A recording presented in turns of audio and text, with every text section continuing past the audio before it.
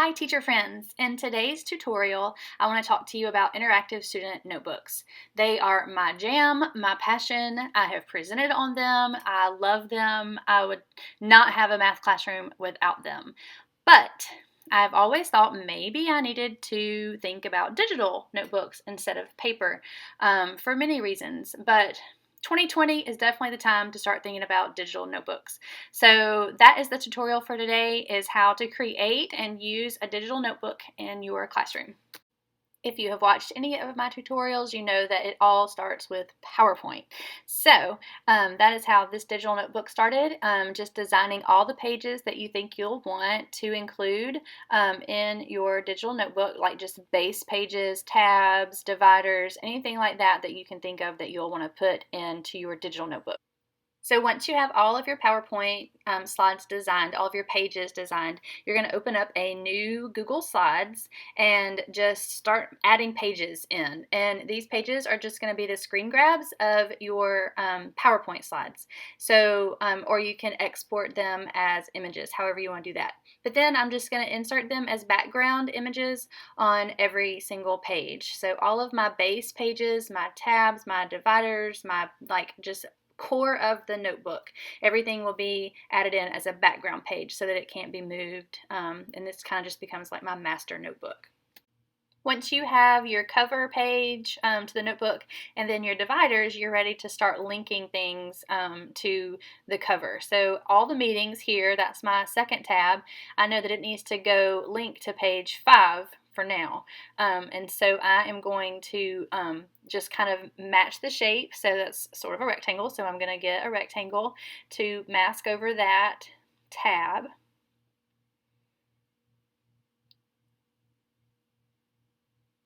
And I'm just going to make it transparent and kind of just adjust it until, because I want them to be able to, anywhere they click on the tab would be able to go to that link. And so then I'm going to also make the outline of it be transparent. And then I'm going to push the link, and the link is that it needs to go to slide 5. So slides in the presentation, you choose, and you just say you want it to go to slide 5. So then whenever they click on all the meetings tab, it goes to that section of the notebook. So then once I click on the tab, it'll take me to that section, and then I can also click the back to the cover and go back to the beginning. And then it's just a matter of adding links to everything, adding links to the different slides. So I would recommend adding a batch of pages in at one time. Maybe each section, you could add all of one section at one time, because when it comes to adding your links to everything, you can just copy and paste, and it'll make it easier on you to add in those links. And those links are what will navigate all around your interactive notebooks. So you could have little buttons, you could do some kind of graphic here, or you can just do a shape and put some text, whatever you want. But I'm going to add a shape over the graphic that I already have, and I'm just going to make it transparent as the color and make the line color be transparent, and just get a shape that fits the box or the shape or whatever that would match whatever you're trying to link. So then you're just going to click the link and slides in the presentation, and I want this to go back to that divider page, so I'll just put the page that the divider is on as where I want it to link to. And then once I have one done, that's why I said it was so much easier if you do a batch, like a whole section, is I can just copy this link, and then I can paste it onto the other pages in this section of the notebook. So that's what I'm going to do. Just copy and paste. And notice that it all just stays the same. It's going to go back to that divider slide. So that if I'm on a page that's, 6 pages away from my divider, then I can just click that button and it will take me back to the divider. I also have the button there that takes me back to the first slide if I need to go back to the beginning. Or you can use the tabs on the side. So just a couple of different options of that. So you don't have to be in present mode, but if you are, you can see how these links still work. They just don't pop up and you have to drop down. They're just automatically there. Not sure how many times I said link, but that's really all there is to this, is just being able to link to the right thing, to the right page or the right activity or the right website. So you've added all these links and you're like, woohoo, my notebook is looking good. And then you add some pages and you're like, oh my word, did I just mess my links up? No, you did not, because Google is smarter than us. And if you add in pages, it automatically changes everything for you. So you can see these tabs were on pages 4 and 14. And I added a slide, added a page in, and it doesn't matter where you add the page, and you can see that it changed from 4 to 5 and from 14 to 15. And if you click the link, still takes you to the correct divider. See? I promise. I'll do it again just because I know I didn't believe it the first time I saw it either. So now we're at 5 and 15. So now you see I added a slide and it is on 16. So I promise it works. Now let's talk about linking some things on the different pages. So here I have a calendar set up, and I divided it up into quarters. So I wanted each quarter button to go to that page that it's on so that everything's not jumbled up on one page. So see, I just have a link here that takes you straight to quarter one's slide. And all I did was just, again, do a shape that matches what you're trying to do, make it transparent, make the outline transparent, and that way you can use any kind of button you want to use. And then I'm just going to put the link there that goes to the slide that I want it to go to. You can just copy and paste these transparent boxes or circles or whatever that you create and just change the link for it. So I'm just going to copy this shape and paste it, just a little tiny shortcut, and then I'm just going to take the link and edit the link. So this has it going to slide 8, and I need it to go to slide 9. So I just click on the pencil, X out of it, and change that slide to 9, and then apply it, and then my link is fixed. So you can do this with any of the links that you put in. So then just copy and paste again, and repeat. You can also add in links to websites or presentations or other slideshows, anything you want to add a link to, just by doing it the same way, with masking it with a shape and adding the link. I didn't want you to think that you just could only link within this document. So you can link outside of the slides too, to websites, to anything that anything you can imagine, you can link. As long as it has a link, you can put it into this notebook. And you just do it the same way. Transparent outline, and then click the little link. And then I'm going to insert, I want to go to this website, so I'm just going to grab it and I'll copy and paste that link into the link here. Apply it, and then that will take them straight to that link that I want them to go to on the website.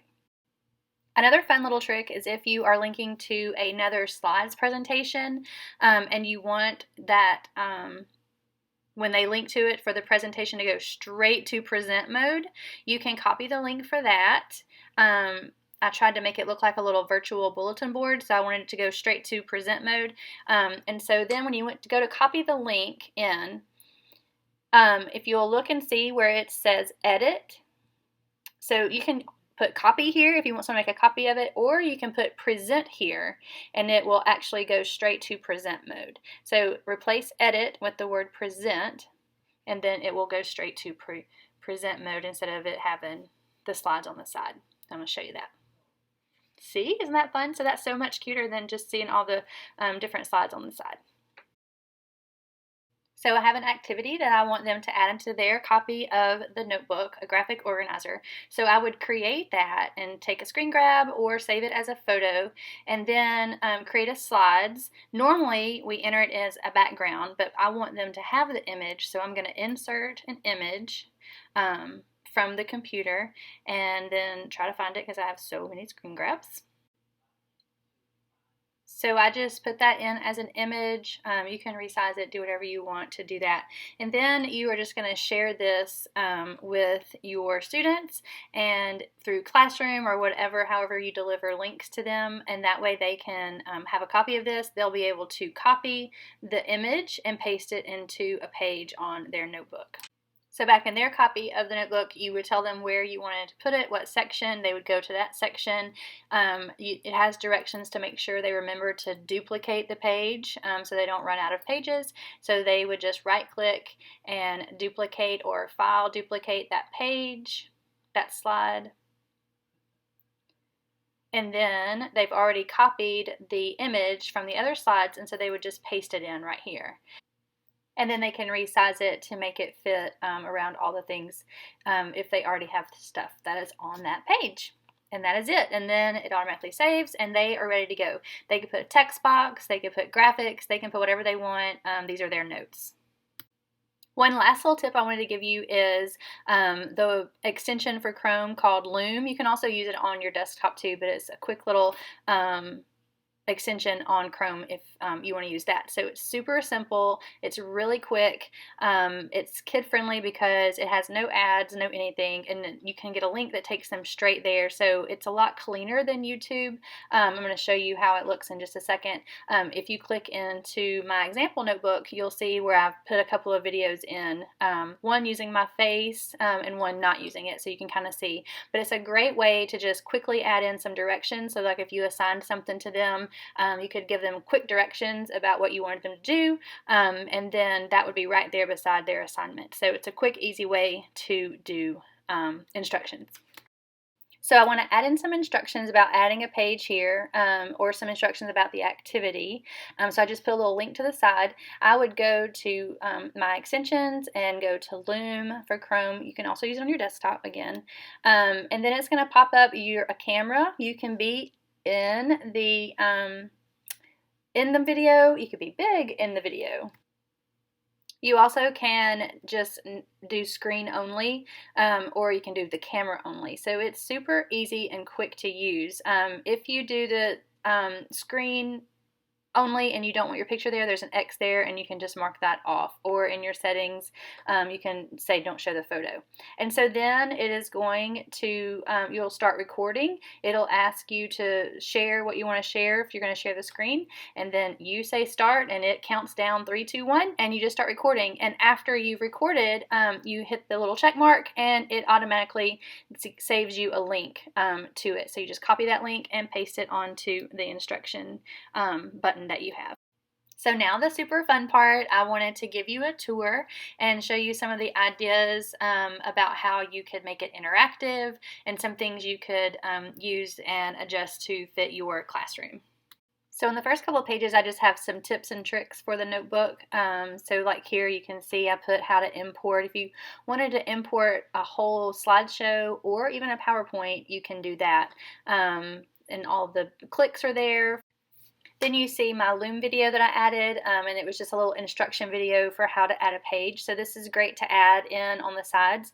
If you give an assignment you wanted to give quick instructions for, it's super easy and quick to use. It's free to use for educators, and there's no ads. It looks really pretty, and you don't have to worry about YouTube.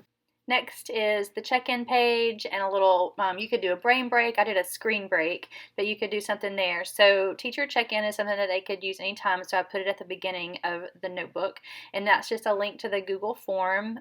So just keep in mind you can add links, like I said, to anything. Next up is my little screen break I did for them, and so you could do a brain break here for kids, or go noodle, anything that would help them move or get active. So the wheel you could use for anything, a prize wheel, a choice assignment wheel, for your choice boards, anything. You can create your own, and I just added in images to make mine look how I wanted it. So that's another thing that you could link to put in your notebook. So just playing with the buttons that I put in. Don't forget to put stuff on the side. You don't want to waste that space on the side. You could put instructions there, links there, directions there, anything you want. And then you can just stick your little buttons to go navigate wherever you want to put them. Also, you can use colored photos and all kinds of color. That's one thing I do love about it. You don't have to worry about your ink running out in your printer. So that's something that is a pro for these digital notebooks. Next, you could add in a virtual bulletin board. So if you wanted anchor charts, if you had a brag board, if you had awesome work, anything that you would put on a bulletin board, you could put on this virtual bulletin board. You could also just link to a collaborative slides too as well, and then kids could use those slides to collaborate on group projects or something like that. So I just want to remind you again about the space that's around that 8.5 by 11 notebook page. Don't waste that space. You've got plenty there. You could put links to handouts, you could put instructions, you could put ideas there. You could use this like as a drag and drop kind of activity, so you could put some things on the outside and they would have to drag them onto the page. This is a great way to make it interactive, a great space for that. So it is prime real estate for that, so just don't waste it. Next, I want to remind you about hyperlinks that you can put anywhere. So anything that you want to link to outside of the slides, you can. You can link to a Padlet, or maybe link to a Jamboard, or maybe link to a Google Drawings, a Quizlet. Like anything that you would use that you would want kids to go to, you could put a link here so that it's easy for them to get to. Moving on. There is that color again. So that color ink that you were always scared to use, so you used Astrobrights, not a thing with digital notebooks. Again, directions here on the outside, just to make sure that kids remember to duplicate a slide instead of using their last one. Here I had a whole bunch of links I wanted to go to, so I kind of tried to make them look pretty instead of just a bunch of links. So that's it. I still, of course, love my composition notebooks and paper and glue and tape and scissors and Astrobright paper. But I had a lot of fun creating this, and there is a lot of color, which makes me happy. So the link below will take you to this that I'm showing you now. So it's all of the notebook pages that I did, along with some blank ones for you, so you can create your own digital notebook. Thanks so much for watching, and if you have any questions, please reach out. I can't wait to see all the super fun digital notebooks you create.